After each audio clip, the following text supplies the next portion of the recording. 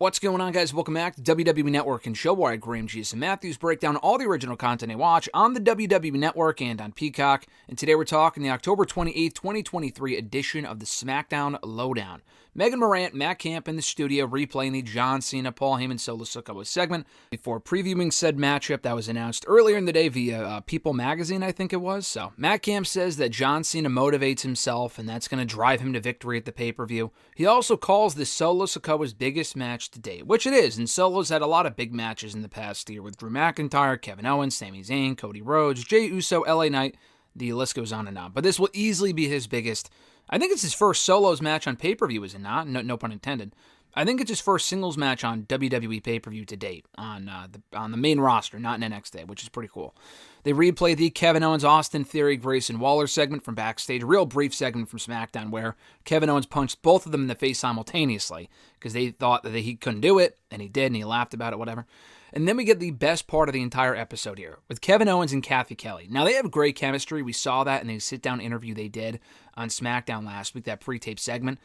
This was a live not a live segment. This was on fucking SmackDown LowDown. This was a bit more like laid back because that aired on SmackDown. This didn't. So it was like a multi-minute interview here that Kathy did. I can't even really call it an interview.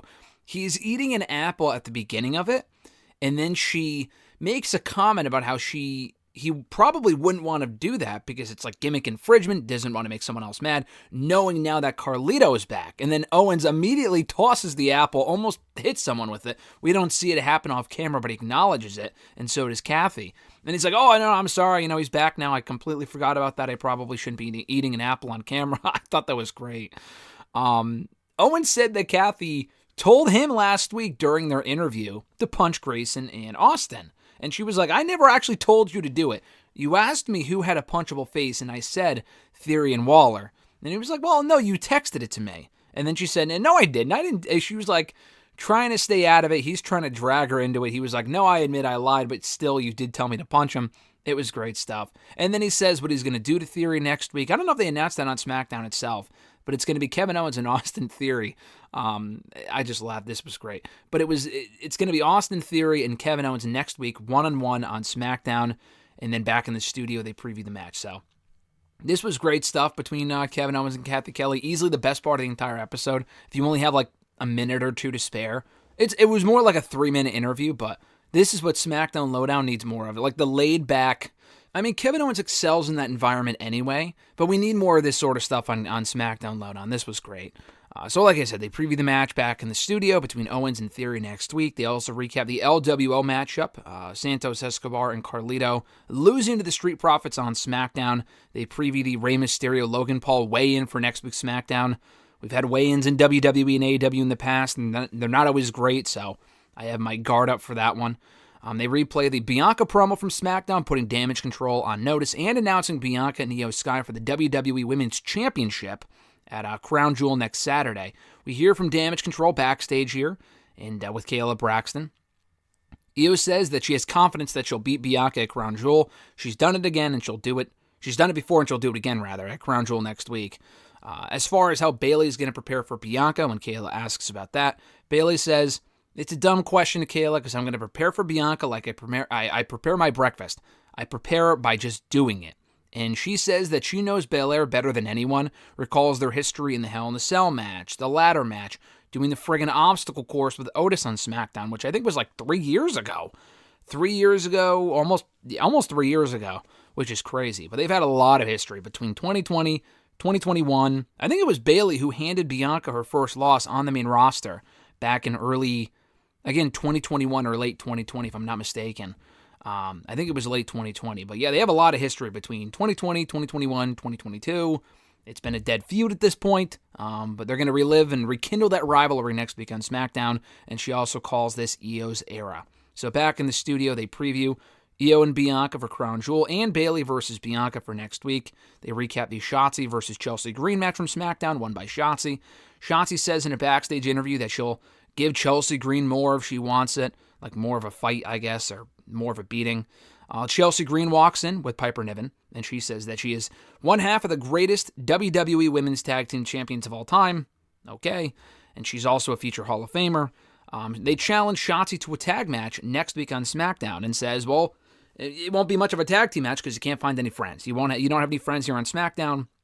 You won't find a partner. So it's basically going to be a handicap match, which isn't true. I'm sure she'll find a partner, and that'll be that. So they preview the match for next week, Shotzi and a partner versus Chelsea Green and Piper Niven, who are keeping busy, my God. I mean, they were on Raw this week in a win. I've mentioned this before, but they beat Natalya and who was it? Nikki Cross on Monday's Raw. They were challenged to a title match this past Tuesday on Halloween Havoc, to a title match next week on Halloween Havoc by JC Jane and Thea Hale. So they're on NXT next week. Chelsea Green will be on Raw this week, facing Natalya in a trick or street fight, and they're on SmackDown this week and next week, facing Shotzi this week, and then Shotzi and a partner next week. So they're on all three shows 2 weeks in a row, which is great exposure for the tag titles. If only they meant more, that'd be wonderful. So anyway, to close out the show here, they replay the contract signing that started SmackDown with LA Knight and Roman Reigns. They also recap the main event with LA Knight beating Jimmy Uso one-on-one. They preview Roman Reigns versus LA Knight for the undisputed WWE Universal Championship, a crown jewel. And Matt Cam talks about what LA Knight has to do to take down Roman Reigns for that championship, a crown jewel. And he also mentions the last time they were in Saudi Arabia, they loved LA Knight. And he wasn't even on that show. That was back in Night of Champions earlier this year. Again, I mean, he was there. I think they showed him in the crowd. But during the press conference that preceded the pay-per-view, they were chanting his name and they were going nuts for LA Knight. So he says Saudi loves LA Knight and they'll be going nuts for him again come that match with Roman Reigns next week at Crown Jewel. Decent stuff here. Like I said, I thought the Kevin Owens-Kathy Kelly exchange on this episode was by far the best part. The other stuff was solid as well. Setting up some matches for SmackDown next week, which they announced a pretty full card because they already taped SmackDown last week. Since I recorded my SmackDown audio review earlier, I found out that they did tape SmackDown right after SmackDown last night, because next week they'll be traveling to Saudi Arabia for the show on Saturday.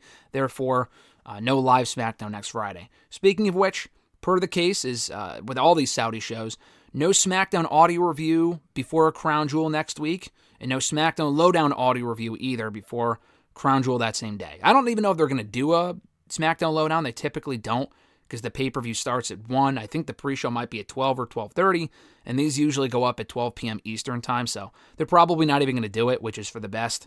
So no review next week, no SmackDown review next week either in audio form, because it's too close to the pay-per-view, but we will be back with both videos in 2 weeks here on the channel. Thank you guys for checking out my review. I appreciate it. Be sure to like the video, drop a comment, share the video, and subscribe to the channel for more daily content. Have an awesome one, guys. I'm Graham GSM Matthews, and I'll catch your ass down the road.